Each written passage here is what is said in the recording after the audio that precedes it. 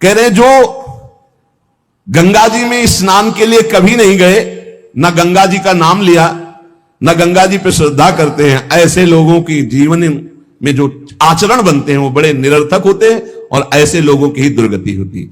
पर गंगा जी का एक बार का स्नान निष्पाप कर सकता, पूर्ण विश्वास होना चाहिए।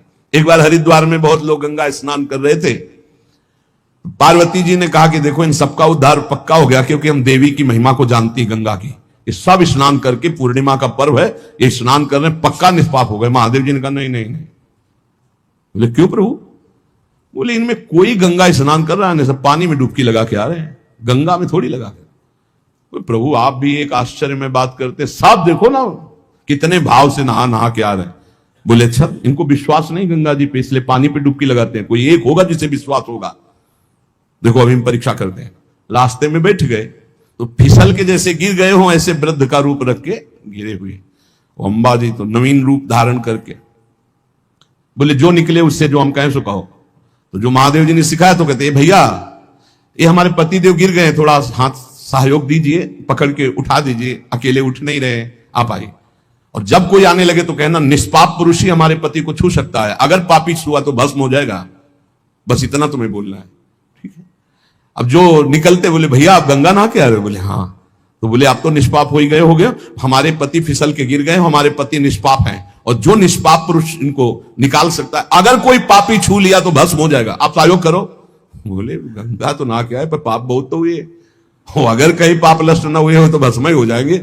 नहीं, कोई नहीं, किसी की हिम्मत नहीं पड़ी कि महादेव जी को निकलवा दें, क्योंकि जहां ये कहती कि अगर पापी पाप तो हुए यार, अब पता नहीं गंगा नहाने में नष्ट हुए कि नहीं नष्ट हुए, बेकार को भस्म हो जाए ऐसे।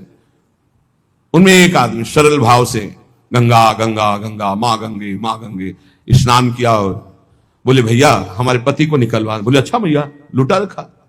बोले भैया एक बात सुन लो, हमारे पति निष्पाप हैं, अगर पापी पुरुष छुएगा तो भस्म हो जाएगा। तो बोले भैया आपको विश्वास नहीं, गंगा मैया में स्नान करके आ रहा हूं, अब भी पापी हूं। और तत्काल भगवान बाहर निकाल किसी को। जब वो चला गया तो भगवान शिव ने कहा ये केवल गंगा स्नान करके आया है, इसकी अर्थात भाव विद्यते देवा ना पाषाणे ना मूर्तये। यदि हम भगवान के नाम, भगवान के धाम, भगवान के इन पावन तीर्थों पर दृढ़ विश्वास करते तो बहुत जल्दी लाभ प्राप्त होता है। ये विश्वास के लिए सुनाता शास्त्र, ऋषि मुनि सब ये विश्वास के लिए सुनाते। हमें दृढ़ विश्वास कर लेना चाहिए कि अब हमारा कल्याण तो हो ही गया। जैसे गंगा जी क्या है? भगवान श्री कृष्ण का चरणामृत है। गांगम वारी मनोहारी मुरारी चरणच्युतम त्रिपुरार शिरश्चार, जिसे भगवान शिव मस्तक पर धारण किए। अपने लोग रोज चरणामृत पीते हैं, किनका? प्रिया प्रीतम का। अब और गंगा की जरूरत पड़ेगी? जहां से गंगा प्रकट हुई उनके सर्वांग स्नान का जल यमुना जी, जब यमुना जी गंगा जी से मिली तो गंगा जी ऐसे होकर प्रणाम मुद्रा में मिली यमुना जी से। यमुना जी ने कहा तुम्हारा अहो भाग्य कि तुम जगत पावन करने वाली गंगा हो। तो उनका तुम्हारे सामने मेरी कोई सामर्थ्य नहीं, क्योंकि तुम में प्रभु पूर्ण अवगाहन करते हैं, हम तो प्रभु की चरण धोवन मात्र हैं, आपके ऊपर तो पूर्ण प्रभु की कृपा है। ब्रजेंद्र सूनु राधिका हृदय प्रपूर्य माणयो महारसाब्द पूरयो रिवातिथि वेगता रसैक सीम राधिका पदाब्ज भक्ति साधिका तदंग राग पिंजर प्रवाह। श्री लाडली लाल का अंग राग लेकर प्रवाह करती है। ये अपने कल्याण की अब कोई चिंता रह गई? रोज जो चरणामृत पान करता है, काल मृत्यु हरणम सर्व व्याधि विनाशनम श्री कृष्ण पादोदकम पीत्वा पुनर्जन्म न विद्यते। बस विश्वास हो, रजराली लगाते हैं, राधा राधा बोलते हैं, अब कोई जरूरत कल्याण की। दृढ़ निष्ठा रखो।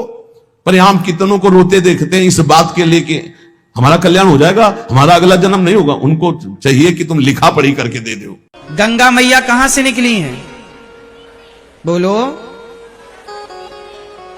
कहां से? भगवान शंकर की जटा, भगवान शिव की जटा से निकलने से पहले गंगा जी कहां से निकली? कहां से? हिमालय से। गंगा मैया का एक नाम है विष्णुपदी। क्या नाम है? क्या नाम है? विष्णुपदी। मतलब यह गंगा मैया कहां से निकली? भगवान के चरणों से। कैसे निकली? यह घटना तब की है जब राजा बलि के यहां वामन भगवान आए। कौन आए? जब राजा बलि के द्वार पर वामन भगवान, देखो वामन कौन है? वही नारायण। क्या बनकर आए? वामन। जब भगवान विष्णु, जब भगवान श्रीमन नारायण वामन बनकर आए तो राजा बलि से कितनी पग भूमि मांगी? हे राजन, हमें 3 पग भूमि दे दो। अच्छा 3 पग भूमि महाराज, थोड़ा ज्यादा ले लो, आप और ज्यादा भूमि ले लो। नहीं नहीं, हमें तो केवल 3 पग चाहिए। जब 3 पग लेने का संकल्प ले लिया और देने वाले ने देने का संकल्प कर दिया तो 3 पग में, पहले पग में उन्होंने क्या नापा? पाताल, अतल, वितल, सुतल, तलातल, रसातल, महातल, पाताल, 7 लोक नीचे के नापे वामन भगवान ने। फिर 7 लोक ऊपर के जब नापे तो भगवान नारायण का पांव स्वर्ग को सबको नापता हुआ जब सत्य लोक में पहुंचा तो सत्य लोक में ब्रह्मा जी विराजते हैं।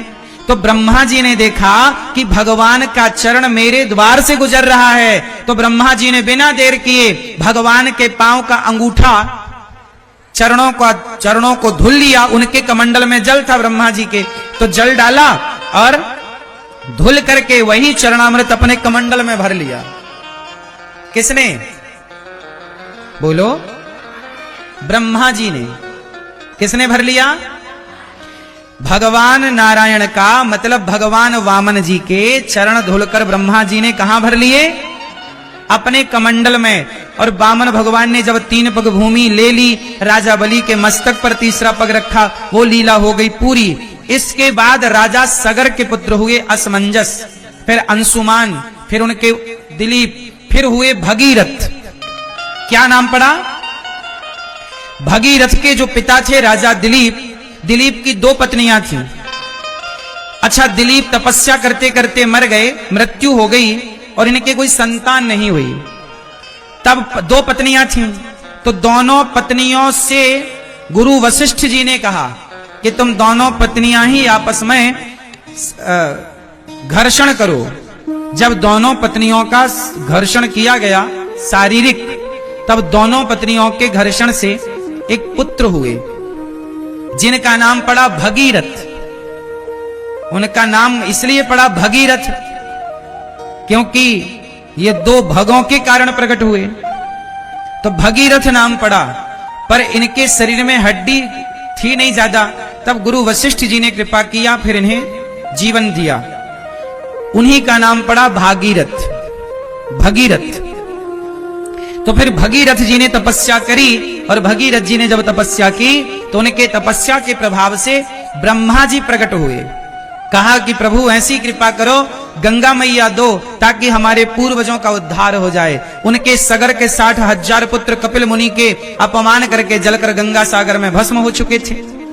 तब भगीरथ जी ने जब कहा कि प्रभु आप जरा गंगा जी को प्रकट करिए, तो भगवान नारायण का धोया हुआ वही पांव का जल ब्रह्मा जी ने उस जल की कमंडल से एक धारा गिरा दी, जरा सी।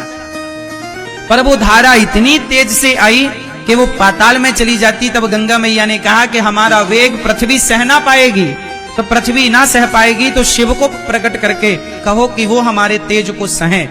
तब भगीरथ जी ने शिव को प्रसन्न किया और शिव ने कहा कि भगवान का चरणामृत है गंगा, तो प्रभु के चरणामृत को तो भक्त अपने माथे पर सजाता है।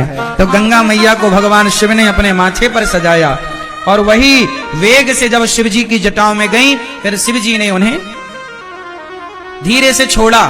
और जब धीरे से छोड़ा तो गंगा मैया को हरिद्वार के ऊपर एक साधु रहते थे जिनका नाम था जन्हू ऋषि। क्या नाम था?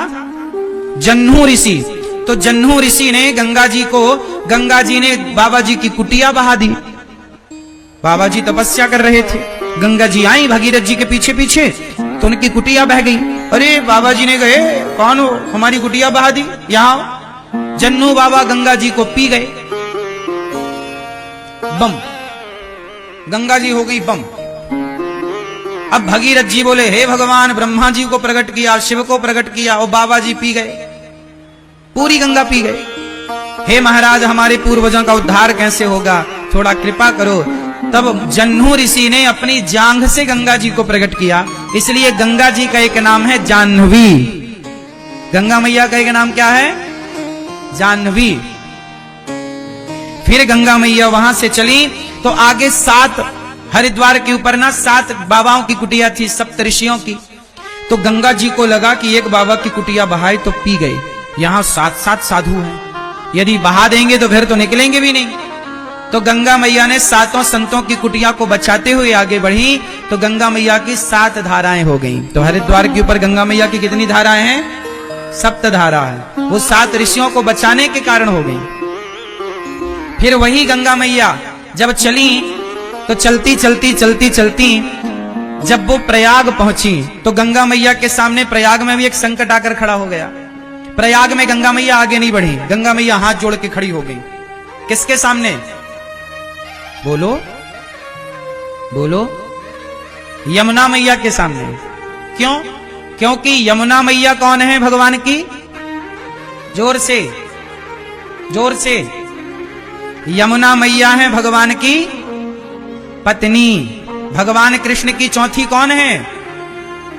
यमुना मैया भगवान कृष्ण की चतुर्थ पटरानी है। यमुना मैया कौन है? विरजा नदी, बैकुंठ में एक नदी है विरजा, वही विरजा महारानी भगवान कृष्ण की लीला के समय यमुना महारानी बनकर प्रकट हुई और भगवान श्री कृष्ण की पत्नी है यमुना। यमुना मैया कौन है भगवान की? जोर से। अच्छा, यमुना मैया प्रयाग से पहले से जा रही थी, पहले से बह रही थी। तो प्रयाग राज्य में जब यमुना महारानी का दर्शन हुआ तो गंगा मैया हाथ जोड़ के खड़ी हो गई। अच्छा, गंगा मैया है भगवान की दासी, भगवान के चरणों से निकली हैं, तो दासी है गंगा मैया और पत्नी है यमुना मैया। तो भाई दासी तो पत्नी का सम्मान करेगी। तो गंगा मैया हाथ जोड़ के खड़ी हो गई, हे मां आप आज्ञा करिए मैं कहां जाऊं। तब यमुना मैया ने कहा, गंगा आ मेरे गले से लग जा। तब गंगा मैया को यमुना जी ने अपने गले से लगाया और गंगा मैया ने कहा, यमुना मैया ने कहा, बहन आज से आगे की यात्रा अब तू करेगी, आगे तेरे नाम से जाना जाएगा, मैं अपनी यात्रा यही पूरी करती हूं। तो यमुना मैया की यात्रा प्रयाग में पूरी हुई और यहां से आगे किसकी यात्रा चालू हुई? यमुना मैया की आज्ञा से चालू हुई।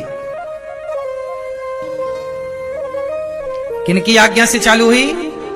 हाँ, यमुना मैया की आज्ञा से चालू हुई। यहां एक तीसरी नदी भी है, जो जब मां अपने बेटी के बालों में चोटी करती है, क्यों मैया आप लोग बालों की चोटी करती हो ना अपनी बेटी की या अपने पोती की, बहन की, तो चोटी करते समय कितने धाराएं निकालती हो बालों की?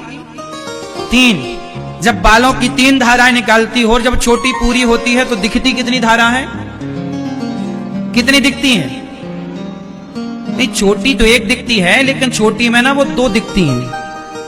कितने ध्यान से देखना, किसी की चोटी उटी हुई? अब आप कल चोटी भी नहीं करते लोग, समस्या ये।